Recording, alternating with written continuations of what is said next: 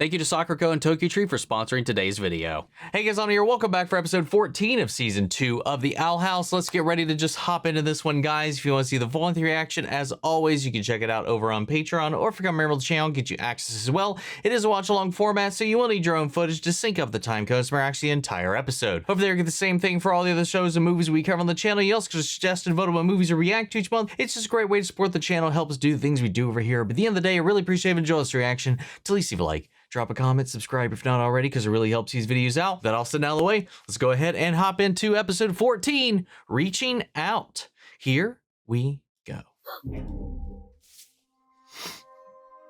Oh. Event with Mommy. That sucks. Feeling okay, Luce? I feel great. Today's gonna be a productive day of problem solving. Feeling pressured to try to figure the portal thing out. Learn every glyph combination, figure out what Belos is planning, and show him what for? Look, I've already learned. Ambitious. I call it the safety hover.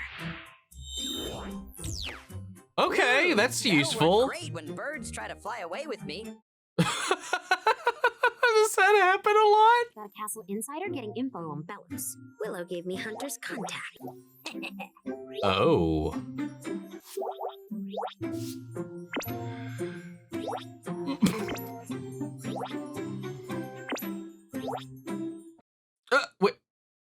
Wait, who is he sending it to? Willow? Every year, me and Mom have this little ritual we do. It's nothing big. I just miss her. That's all. What you need is a healthy distraction from your problems. Luce, I have a problem and it could distract us all day. Exactly what we need. Dad, look! It's the Bonesboro Brawl tonight. I was thinking... Dad! Mittens! Didn't see you there. Really? So do you think you'll be able to take me to the brawl tonight? No. Tonight they're holding the Emperor's Coven tryouts in town. Your mother already signed you up, and I've prepared a chaperone to make sure you get there safely. Oh, god damn it. I don't want to go to Coven tryouts. I want to enter the brawl and maybe win the champion belt, like you did. Oh. I goofed off a lot back then. But you have a bright future and shouldn't waste it on that nonsense. But you're welcome. I don't even want to join a coven anymore. And this thing is so embarrassing, I even tried disguising it. Yeah, I actually think Oh Ida has my the same outfit. goodness. No. Wait, what? The Bonesboro Brawl is the one cool thing my dad did before joining the Abomination Coven. It would have been nice to share something with him. Aww. Well, hey, I'm here to help. You ditch the tryouts and enter the brawl. What? Come on, you should know I always go for the chaotic route. Somebody say Bonesboro Brawl. I used to love going to those. Your pops was great in duels. Plus, if you go, you can get that ugly thing out of my house. She's like, I like you guys, but that thing needs to get the hell out of my living room. Fetching a rare and difficult to find emerald dagger from the night market. Wow, giving it an impossible task. Masking her voice as her father's. We're proud of you, sis. Yeah, you're becoming more of a delinquent every day. Hell yeah. Hand over your concealment stone. Like I need one of those. Hey! Don't play games, Ed. This won't take long. Wait, what's that supposed to mean? Found it! She's going to... Oh. Here's mine too, for a little extra flair. Huh. Not bad. Ooh, so pretty! It turned you into a librarian? Hey! Maybe we can find out what Belos is planning. And why Rain was acting weird at the parade. Ooh, multitasking. It's you. And me! Been training since my student humiliated you in battle? Twice. Alright, chill out, Button. Just answer me this. Heard any good castle gossip lately? But why should I help you? After chopping off my head, Stealing my crown! and imprisoning my student/child, I think Aww. you Oh, yo. Sorry, Our Lady, no fighting outside the ring. Okay, watch the goods. Oh, that little You partial gave up pretty easy. transformation. Don't worry, King. I have a plan. Blabber serum. Hey, you again. The ultimate bragging rights as the toughest dueler on the aisle. It's time to duel. A reigning champion, Warden Wrath. For our first round, we have Sky, the all-knowing, versus the Mighty Mitten. The Mighty Mittens. Such an intimidating name.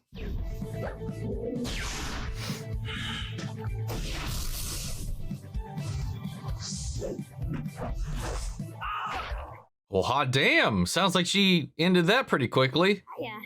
Don't need to do much. I can just sit back and think about things. Oh, God. It's not distracting enough because she's not involved enough. If I was fighting too, she could get to the belt faster. So I'm also gonna sign up for the Bonesboro Brawl. Are you guys going to end up fighting each other, though? That's a possibility. I'm taking out contestants too. You have less people to worry about. More chances to win that belt. Is everything okay? Ida told me it's a special day for No. you. I mean, it's nothing for you to worry about. Not even worth talking about. Really, I just want to help you. Ooh, I can help too. I can make Patrick sing for moral support. Sorry, new spell. Let me try again. It's okay. Ed.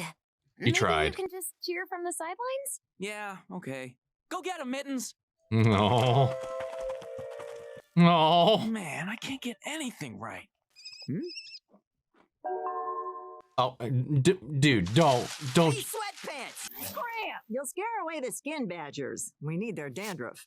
Oh. I'm sorry, I thought what? Skin badgers ate mushrooms, not goreberries. Also, they're strong, so you'll need a fortified rope. Oh, well, looky there.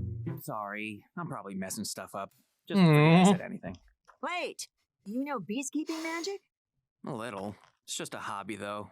Probably not any good. Hey! Well, my fuck. brother. Goddamn. Here's the deal. I'm trying to make a blabber serum. Your beast-keeping know-how could really help. You think I could help? Okay, I'll do it. Mm. I didn't even have to offer to pay. Wait, what? You mean I could have got paid? The Flex Executioner. And in the other, a last-minute entry. This tune right now sounds kind of like Teenage Mutant Ninja Turtles. The Smell Razor. Oh, look at Amity gushing over her lady.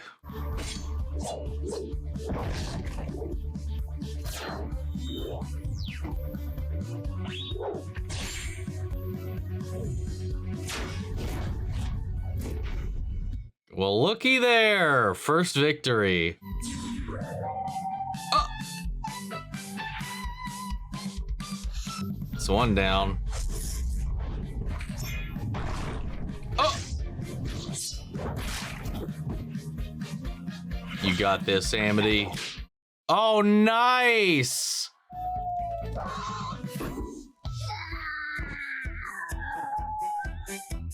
Fairy spit.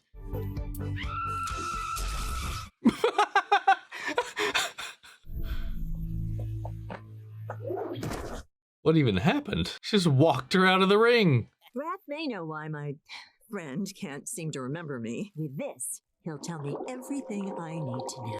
If he knows it. Dang, the fire needs to be hotter. Keep stirring while I find more fuel. You're enjoying this, aren't you, Blight Brother? It's just nice to be taken seriously. Blight for brother. once. I know what you mean. Aww, that's adorable. It's what happens when your family keeps trying to put you into the boxes that they want and not what you're actually good at or have affinity for. Remember when? Hey, Luz, maybe you can talk after? I need to focus. Oh, of course. I just need a healthy distraction. Healthy distraction. None of this is healthy, I'm gonna Luce. take a walk. Next time I am throwing you into the ocean. Oh. It's you. Jeez. Oh, Did you actually find an emerald dagger? Apparently. Amy is so close to winning. Just stay back. Fine, if that's the way you want it. Oh no. Oh God. Luce! Is everything okay? You didn't touch it, right? Dad filled this thing with alarms. Of course not. We're getting close to the end, folks. Will the warden lose the champions? Oh, whoa!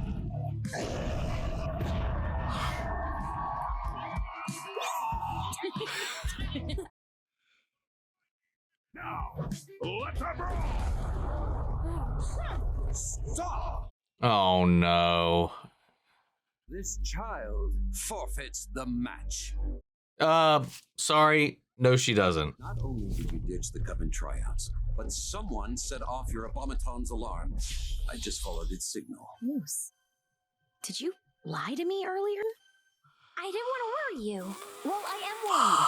You've been acting weird all day, and now I'm in trouble. What is going on with you? Seriously, it's nothing. Hey, I'm tired of standing around. I came here to fight. Dad's gonna have to beat some ass. Wow. Effortlessly. Oh gosh, he's like Gara with that goop. I'm not going anywhere with you. Either of you. Oh. Amity? Ah, weak. Your dad's here. But look, Rat's tied up. This is the perfect chance to give him the serum. But it isn't ready. Oh, not this one. Oh! What Oh, are you doing? he's speeding up the heating More process. heat to finish? Then this should do just the trick.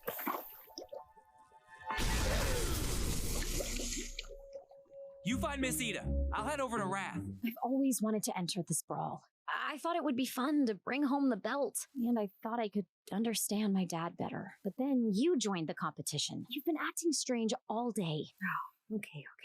I don't talk about this because it happened like a long time ago, and it's like totally not an issue anymore, but It's clearly an issue. today's the anniversary Oh. of my dad passing away. Didn't want to bring it up. He always brought us flowers on our birthdays, so after he passed away, we started picking flowers for each other. This year, I'm not with her. And when you told me about the problem with your dad, maybe I was jealous or Just needed a distraction. I was dumb. I'm sorry. Fuck. I don't know what rituals you have in the human realm, but I'll help you pick some flowers and we can do something here. No. Oh. What the heck happened? I added fire bee honey to the blabber serum. You changed the recipe? Shit. Oh! Oh, let's go. That's so badass.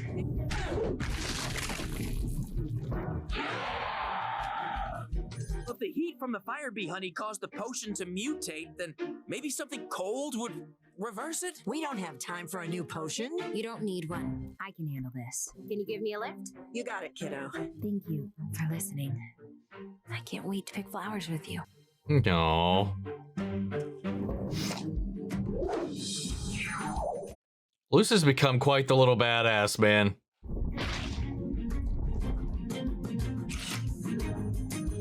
That's fucking teamwork.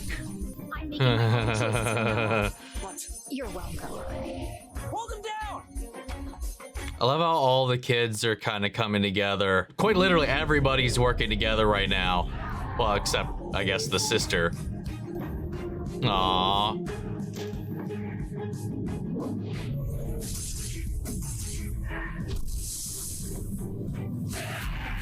Elin, Alador. were you always able to do that? Don't you have family stuff to clear up? Also, I heard about the factory incident with Luce. I've got my eyes on you, Blight. What a tribe. What's going on at the castle? What's really going to happen on the Day of Unity? Have Rain's memories been altered? I don't know. I actually got demoted for stealing my co-workers' lunches. I just wanted to feel in control again, you know? I don't know about rain, but I have heard some things. The Day of Unity is supposedly going to unite us with the Titan. But some of us wait, don't think what? this new world will be very inviting to magic kind, wild or not. Oh, seems like one of my theories is not that far off. But it's to unite us with the Titan? Not the human realm? And then again, who knows what parts of this is true and what's not. Keep it up, kid. You got a future in wild magic. Aww. Thanks, miss. I want a t-shirt too! You don't want to join the Emperor's Coven anymore, but that's always been your dream. No, that's always been Mom's dream. And you just went along with it. You're too busy making these monsters for the Emperor, and Mom's too busy trying to dye my hair green. I like your new hair color. It's abomination colored. Aww. Can you tell Mom that? I'll talk to her. It's a start. Hug your dad. God damn it. Find any good ones? No, not really. Let me try. Aw. Look at that. How do you get it to do what you want? You gotta know what you need. I can't believe I didn't try this first. My head's really on backwards today.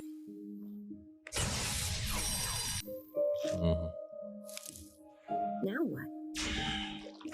Do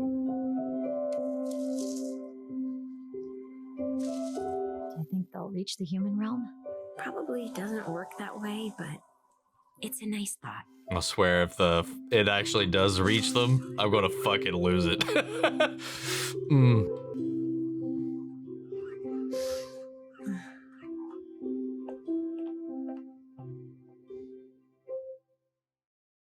Aww. Well, they did it both at the same time, at least. For a second, I was just like, oh, what if it went through a portal and it came in a robe and she got the little, Hey guys, real quick, I want to take a break to talk about the sponsor of this video, and that is once again our friends over at Tokiko and Sakura Trade, who are here to bring the tastes and flavors of Japan right into the comforts of your own home through these wonderful Japanese subscription snack boxes. Tokyo Treat is a fun and exclusive monthly snack box packed with Japan's coolest and craziest treats. Each month you'll get a rare Kit Kat flavor, limited edition chips, noodles, and the latest treats from Japan straight to you. May's theme is Japan Snack Fari. Experience Japan's Animal Kingdom with this month's box, packed with wild treats that are sure to take you on a snack fari. Inspired by Japanese kawaii animals, this box will have you discovering all sorts of fun-filled flavors. While Sakurako is a monthly Japanese artisan snack box that supports local makers across Japan, each box is carefully curated with traditional and seasonal snacks like mochi, dorayaki, manju, and more. Including signature Japanese teas and an exclusive homeware item, Sakurako delivers an authentic taste of Japan straight to your home. And for May's theme, we are savoring Osaka. Osaka Prefecture is a blend of deep tradition and modern vibrancy. From its rich samurai heritage to its dynamic culinary scene. Dive into the heart of Osaka's heritage this month with flavors that reflect its storied past and vibrant cultural spirit. Each box contains a cultural booklet that helps break down the theme of the month, as well as contains fun insights into Japanese culture. It's got snack descriptions, so if you're not exactly sure what kind of snack it is you're biting into, just turn through the pages, find the snack, and you'll have all the information you need, including allergen information. All right, we're gonna start off with Tokyo Treat and try this salted caramel Kit Kat. That might be actually one of my favorite Kit Kats. And we've had a lot at this point. All right, let's try this chocolate panda cake. It's kind of got the consistency of like a Twinkie, maybe a little more firm, with a nice soft chocolate coating around it. Lastly, with Tokyo Treat, let's try this melon panda cookie. Oh, look at that cute little guy. Very light, very soft, a little bit of a crunch, and then just this very, very light melon flavor, which I've never really had in a cookie, and I kind of like it. Let's switch over to Sakurako to close us out. I want to start off with this ginger akoshi. It's kind of like a little granola bar kind of thing. Very crunchy, but once you start getting at it, it starts to just melt apart. Kind of got like a sweet syrupy taste to it. Very light ginger taste as well. All right, let's try one of these strawberry cakes. Very light, very fluffy. It's got kind of the texture of like a honey bun, just way more forgiving. And it's got this very light strawberry filling that's quite delightful. Let's wash that back with this month's tea. And this month we have a Fukumushi Sencha. And just like with the tea, every Sakurako box includes a unique tableware item to add to your collection each month, and this month's is this lovely Shiku Fukujin Dorimo Tenugui. Tenugui are versatile cloths, perfect for a range of uses from hand towels to home decor. If you've been around the channel at any length of time, you know we've been partnered with these guys for a long time now, and it's because I just really enjoy the product. I enjoy all the different variety of snacks that we get each month, and it's just a lovely little surprise to find out what new things we're going to be trying with the next box. So this is something I highly recommend, especially if you're a snack hound, snack fiend, or anything like that, or you just feel like trying something new, and maybe it's not for you. It makes a great gift for someone else. By using the links down in the description below, you can enter promo code OMNY, that's OMN1, and you get $5 off your first purchase of either one of these boxes. Make sure to treat yourself or treat a loved one, and thank you again to Sakurako and Tokyo Treat for sponsoring this week's video. That was a lovely little episode, especially for Amity finally stepping up and standing up to her family. And just kind of like realizing her priorities have changed, especially when she's kind of come into her own and decided to carve her own path and not the one that's been laid before her. That's been a lot of her journey, has been breaking away from the expectations her family's had on her and the pressures of all of that. Then realizing that, you know, her quest for the Emperor's Coven was just an extension of their desires. And she's always looked up to her dad and always wanted to get to know him more. Hearing about the stories, the tales of him in this brawl, that's something she really wanted to do. It was something different than what he's doing now. Again, we don't know a lot of the backstory. We don't know a lot of what happened, but the implications are, at least to me, especially with the way that the mother kind of forces the children to reflect upon herself. She wants them all to have green hair. You know, she doesn't really want any of them to take after Alador. She's the face of the company, even though he's the one making the machines and all that. He's the creator, the inventor, the mind behind it all, but he's just locked away, focusing on that work because that's all that it's become about. And I think part of that too, and maybe one of the reasons why he's complicit in it, is because he thinks he's doing it for the children, for the family.